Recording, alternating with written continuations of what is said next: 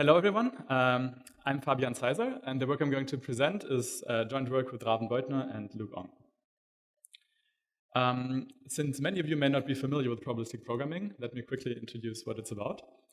So I mean probabilistic programming in the Bayesian sense.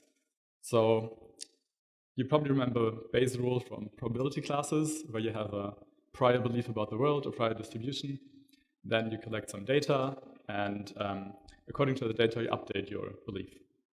And you get a posterior distribution. And the problem is, in practice, it can be difficult to compute that posterior distribution. And this is where probabilistic programming comes in. So probabilistic programs are a way of specifying a Bayesian statistical model. And the idea is that the probabilistic programming system allows you to compute the posterior without having to do anything by hand.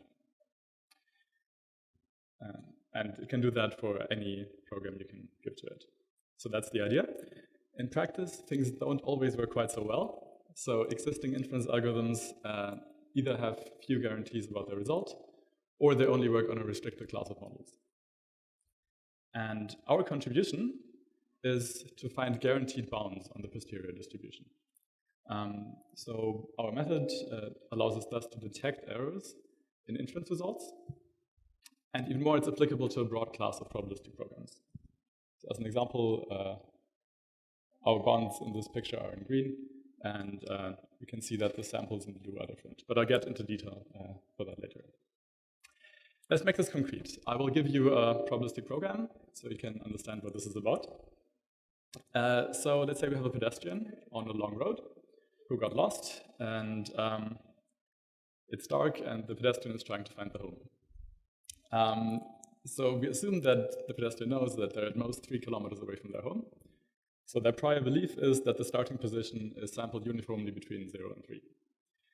And in an effort to find their home, they walk in a random direction for at most 1 kilometer and see if they pass their home on the way, and they keep doing this until they find the home.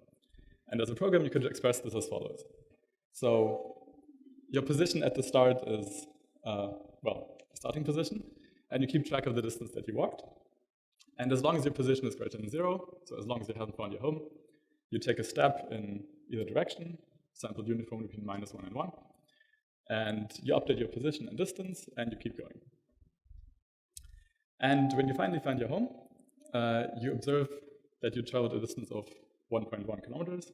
Let's say your step counter tells you that, but you don't completely trust your step counter.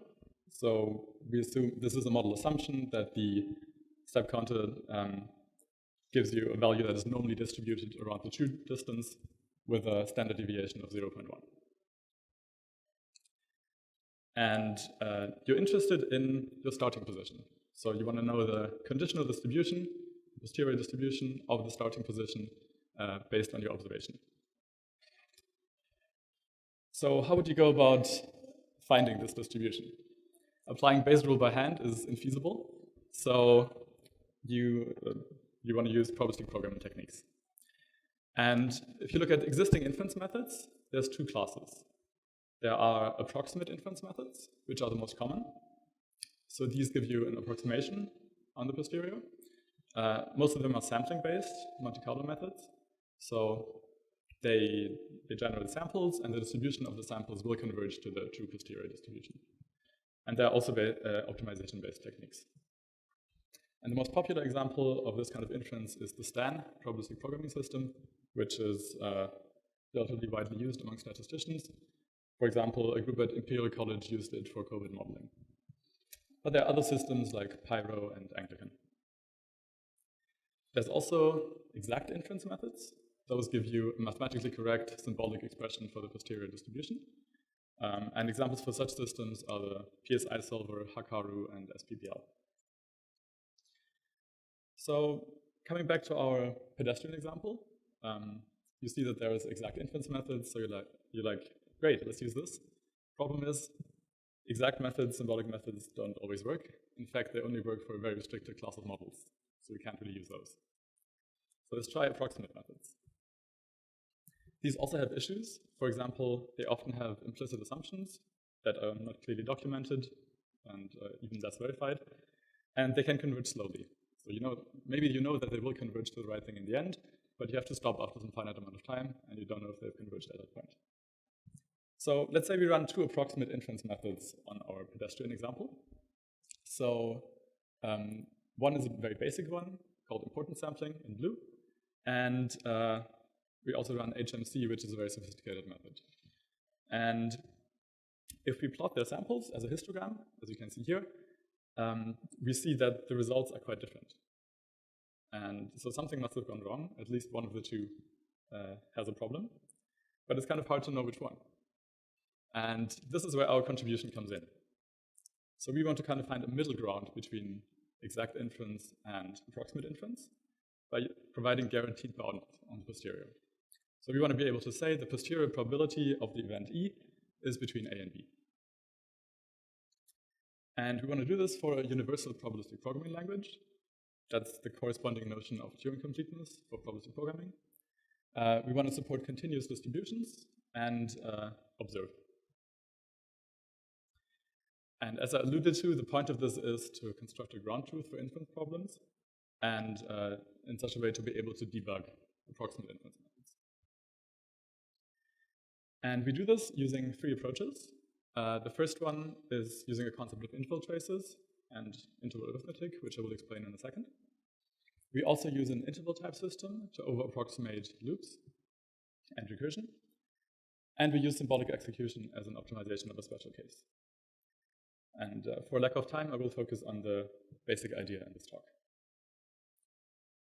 But before we get into this, I have to quickly explain the semantics of a probabilistic program. So the simplest way of giving a semantics to such programs is using traces. So a trace records all the sampled values during the execution of a program.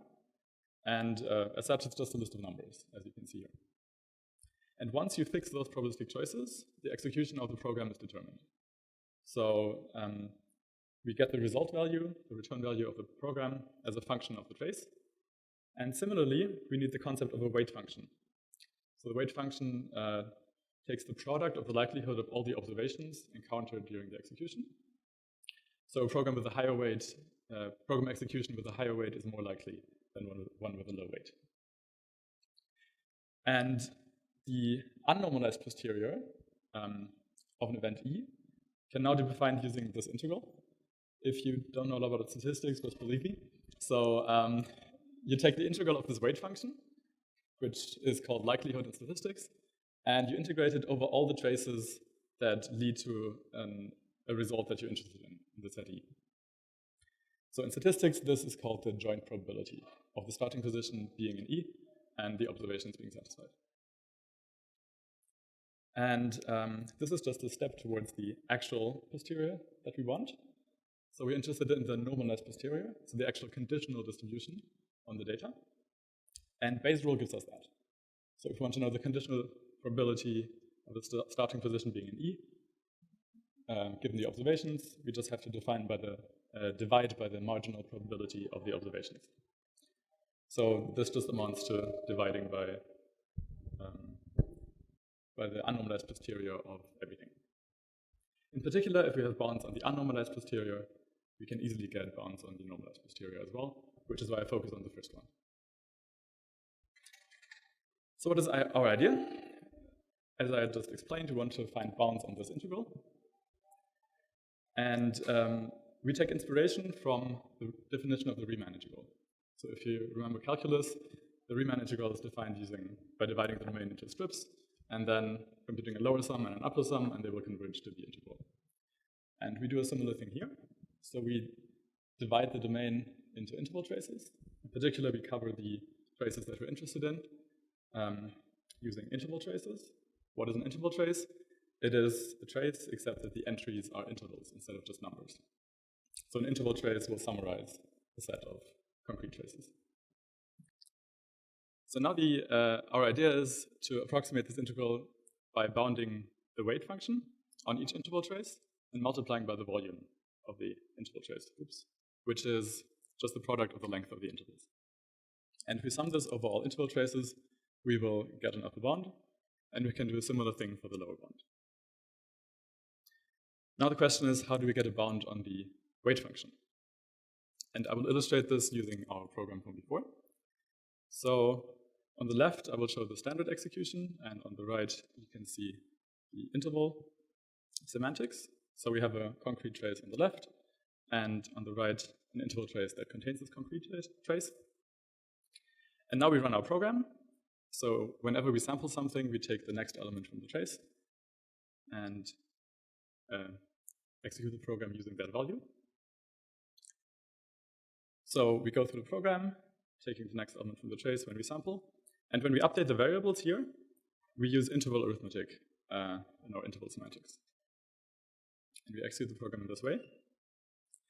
And when we get to the observe statement, we have to multiply the current weight by the likelihood of observing 1.1 from this normal distribution. And in the standard semantics, you just take the probability density function at that point. And in the interval semantics, we again use interval arithmetic. And at the end, we get the return value. Okay, this is how our method works. And we also proved that it works, so improved soundness. In particular, if we have a set of interval traces that is non-overlapping and exhaustive in a precise sense, then the true posterior is sandwiched between the lower and upper bound. We also proved completeness, which is a bit more complicated to state. So for all intervals I and epsilon greater than 0, there is a countable set of interval traces that are non-overlapping and exhaustive, such that the true posterior is epsilon close to the bounds.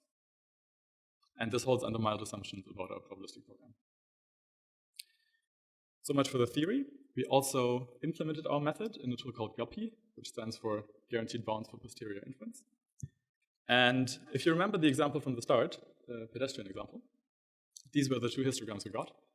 And now we can run our tool on this example. And it looks like this. So I've removed the bars to make it more readable. But in green, you can see our bounds. And as you can see, the HMC samples in red often lie outside the bounds. So we can clearly see that those are wrong.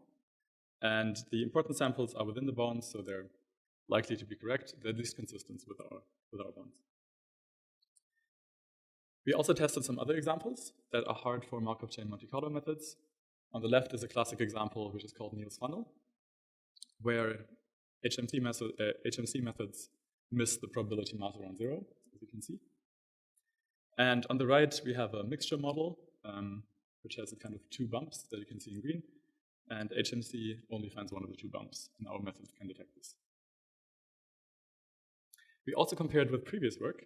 So there was this PLEI 2013 paper, where they computed bounds on the probability of events in a probabilistic program, but without observe.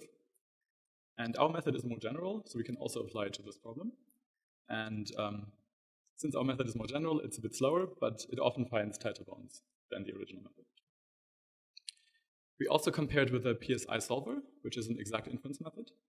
And we first used their benchmarks from the repository as a consistency check, just to see that our bounds actually included the true posterior, which they did. And we also found a few examples in their repository where there were unbounded loops, which they artificially bounded because their tool could not handle the unbounded version. So we actually ran the unbounded version through our tool, and as you can see, the result can be quite different, which goes to show that supporting unbounded loops can make quite a difference. What I didn't have time to talk about here, in the paper we also describe an interval type system, which explains how to approximate unbounded loops and recursion soundly. We also use symbolic execution and linear programming techniques as an optimization for programs that contain only linear guards and conditionals. And we also compared with statistical validation methods, such as simulation-based calibration. I should also mention limitations. So our tool struggles if there's lots of branching in the program, and if the model is high-dimensional, meaning if there's lots of sample statements. But other inference methods also struggle with this. So to summarize, our guaranteed bounds are kind of middle ground between approximate and exact inference. So they're guaranteed to be correct, contrary to approximate inference. And we still support many language features, contrary to exact inference. We've proven soundness and completeness, and as you've seen we can detect issues with inference results in practice, even where other tools can't. Thank you very much for your attention, and I look forward to your questions.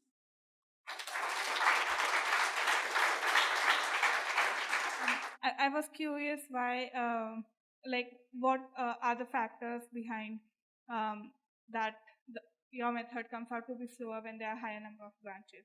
Is it because you're not exploiting independence between the random variables in the program? So the question is, why is a lot of branching difficult to handle? Yeah. Basically because the interval traces have to cover all those different branches, and you quickly get like an exponential blow-up if there's a lot of nested branching going on. Okay.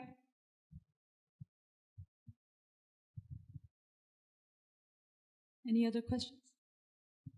Yeah, cool work. I was wondering, and maybe that's in your paper, but can you run this with a kind of target accuracy? So here, I mean, in the example, I guess there's sort of varying degrees of accuracy in the result. Can you say, okay, I want to know it up to like this interval width in the y-axis?